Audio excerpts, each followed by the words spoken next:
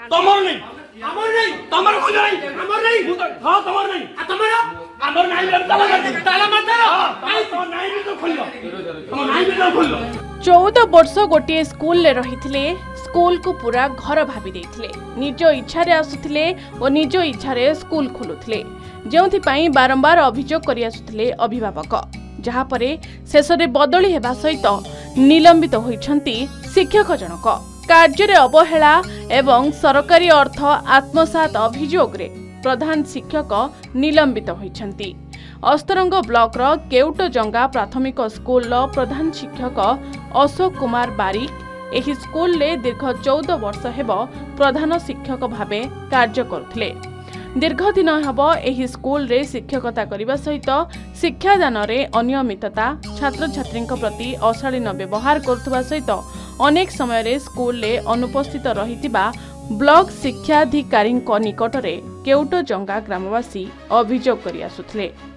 School को आसुथिबा उन्नयन पांठी को सठिक विनिमय न करी मिछ बिल करी लक्षाधिक टंका आत्मसात करिथिबा मध्य ग्रामवासी माने अभियोग करि आसुथिले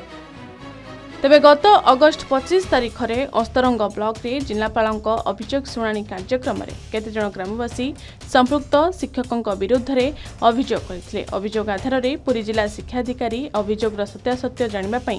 ब्लॉक शिक्षाधिकारी को तदंत करिबा पई निर्देश दैथिले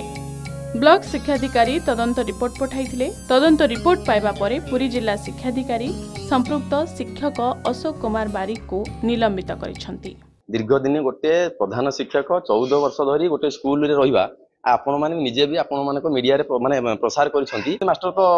आमे सुनुचु काली सस्पेंड हेचंती बिली तांको ना तो बहुत दुर्नीति अछि बहुत दिन आगु अभियोग भी आमे ब्लॉक रे करिचु जे प्राय 3-4 टा जिलापाल चेंज हेंती तांको ऊपर कोनोसी एक्शन निया जाइन प्राय तो 8-10 टा बीओ चेंज हेंती तांको ऊपर कोनोसी एक्शन निया जाइन नाही तांको दुर्नीति एते बढ़ी जाई जे 15 मास हला माने खोला खोली चैलेंज करी से दुर्नीति करथिले आ जाहाउ से मु देवी माननीय जिलापाल को नूतन नुआ कर आसी ये जो ये रिभांस आम देलु प्रथम कर पाखे मुझे लास्ट रे अभियोग भी करी समस्त पूरा शेष में मुझे अभियोग करी से मो कथा भी रखिंट प्रतिश्रुति भी देते मुझे मुझे आपको सार दौची नेक्स्ट रिभांस बेलू जमी से स्कूल मास्टर बदली जहाँ बदली तो नुह बदली सहित सस्पेंड कर पुरी जिला काकटपुर लोकनाथ स्वाई रिपोर्ट के न्यूज ओडिशा।